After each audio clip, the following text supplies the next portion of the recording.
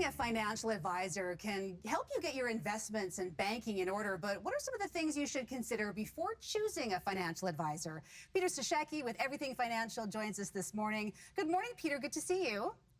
Nice to see you, Carrie. Good morning. And you're going to bring in a lot of Dr. Phil references here, which I can't wait to see how you're going to connect these. First of all, what should we be looking for when it comes to a financial advisor? Where do we begin? Well, Carrie, you're right about the Dr. Phil.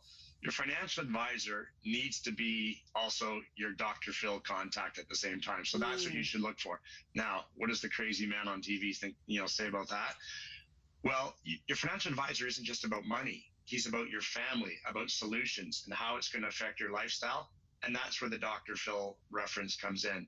He needs to be there to help out your family with your goals and everything, your dreams and everything you want to do to help family life run smoothly. Because the first thing people fight about most times is money. So let's take that off the table and make sure no one's fighting about money. Yeah, I suppose that a lot of the decisions that are being made about money are emotional and psychological, trying to overcome barriers in that regard. And I suppose that's when a good financial advisor / Dr. Phil would come in handy.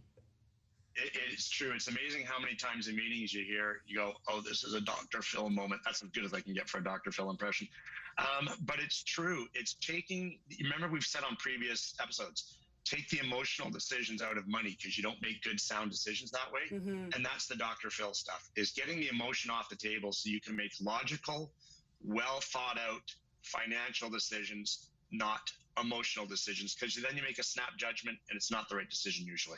So what are some of the qualities that one should be looking for when choosing a financial advisor? Because, I mean, it really does depend on what you're looking for. You need to find the right fit.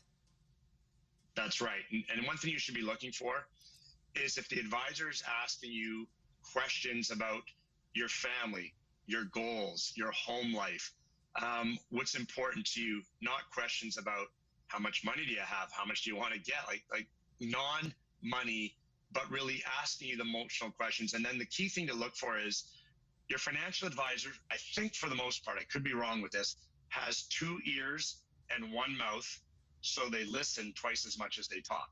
That's a key thing to look for. That's interesting. And you mentioned not choosing someone who's more interested in the money aspect of things, which is the whole point of getting a financial advisor. So why is that a red flag? Well, because then they're just looking at reaching a quota, getting your money, making a sale. It's all about, financial advising is not about a product or not about selling you an investment, which unfortunately it goes that way a lot of times. It's about creating multiple solutions for different issues in your life. And you don't create solutions just by looking at a dollar sign. You create solutions with a plan, and you create solutions to take the things that are difficult in your life, which you might need Dr. Phil for, and getting those things off the table because you've actually found the solution and they're no longer a worry. And that's where the financial advisor really needs to listen to the things that are affecting you. And they're going to be different with every client, and take care of those things where then all of a sudden the money's not the big deal because they found the solution.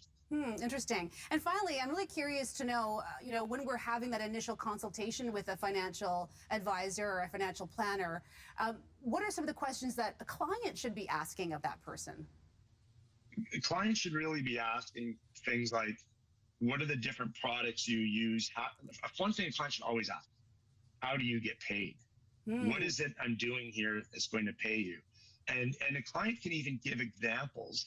I mean, they don't want the financial advisors for free to give the whole solution right there, but bring one goal or one issue that's on the table for you and your partner and say, how many different ways could you look at this? And one thing to ask is, do you provide me one recommendation to my problems, or do you provide me 2 or 3 and let me choose what's best for me and my family?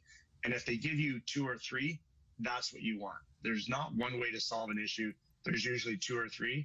And remember, it's your money, so you have to pick the one that sits best with you and makes you most comfortable. Yeah, a lot of great information there for anyone thinking about getting a financial advisor. Peter Stashecki with Everything Financial. Thank you, Peter. Have a great day. Thanks, Carrie. You too.